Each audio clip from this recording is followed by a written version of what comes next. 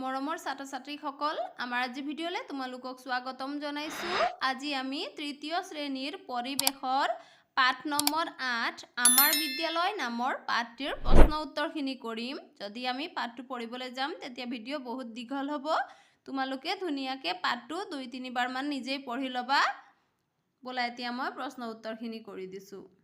এতিয়া চোৱা অনুশীলনী 1 নম্বৰ উত্তৰ লিখা। ইয়াত চোৱা প্ৰশ্ন কেইটামান দিয়া আছে, আমি এইবোৰৰ উত্তৰ কৰিম। ক অঞ্জলি, কাবেৰী, ধীৰেন আৰু ৰফিকুলহঁতৰ শ্ৰেণীকোঠাটো কেনেধৰণৰ লিখা। এতিয়া আমি উত্তৰ লিখিম। উত্তৰ অঞ্জলি, কাবেৰী, ধীৰেন আৰু ৰফিকুলহঁতৰ শ্ৰেণীকোঠাবোৰ আহল বহল।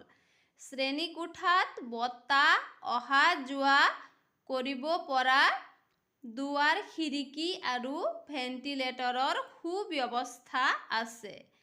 ডেস্ক, বেঞ্চ, শিক্ষণ সঁজুলিসমূহ নিৰ্দিষ্ট স্থানত পৰিপাটিকৈ থোৱা আছে।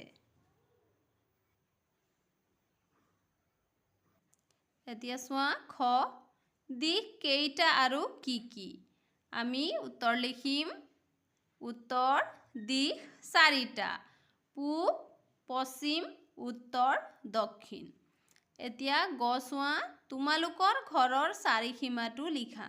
এতিয়া তোমালোকে নিজেই তোমালোকৰ ঘৰৰ চাৰিসীমাত কি আছে, পূবে কি আছে, পশ্চিমে কি আছে, উত্তৰে কি আছে, দক্ষিণে কি আছে, সেয়া তোমালোকে ঘৰৰ ডাঙৰৰ সহায় লৈ লিখিবা।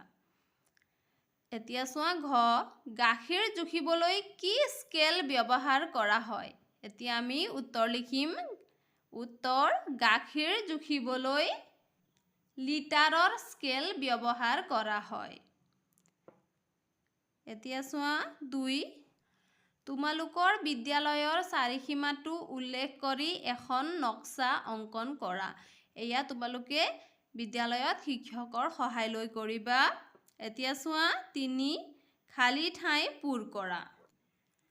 ক জুলীয়া বস্তু জুখিবলৈ আমি লিটাৰ স্কেল ব্যৱহাৰ কৰোঁ। ইয়াত আমি লিটাৰ স্কেল লিখিছোঁ। খ গোটা বস্তু জুখিবলৈ আমি ডগা স্কেল ব্যৱহাৰ কৰোঁ। আমি ইয়াত ডগা স্কেল লিখিছোঁ। গ মানুহৰ জ্বৰ জোখা যন্ত্ৰটোৰ নাম থাৰ্মোমিটাৰ।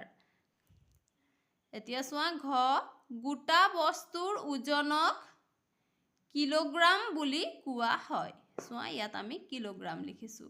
ঙ বতৰ চাবলৈ বেৰমিটাৰ ব্যৱহাৰ কৰা হয়। আমি ইয়াত বেৰমিটাৰ লিখিছোঁ। এতিয়া চোৱা 4 স্কেল ব্যৱহাৰ কৰি কিতাপৰ এখন নক্সা অংকন কৰা।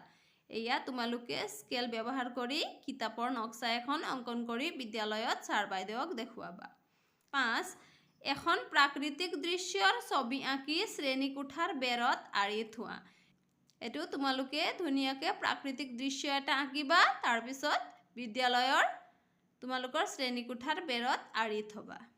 মৰমৰ ছাত্ৰ-ছাত্ৰীসকল আমাৰ আজি ভিডিঅ'ত আমি ইমানেই কৰিলোঁ। আমাৰ পৰৱৰ্তী ভিডিঅ'ত আমি পাঠ নম্বৰ 9 আলোচনা কৰিম। তোমালোকে মনোযোগেৰে পঢ়া শুনা কৰিবা। আজিলৈ ধন্যবাদ।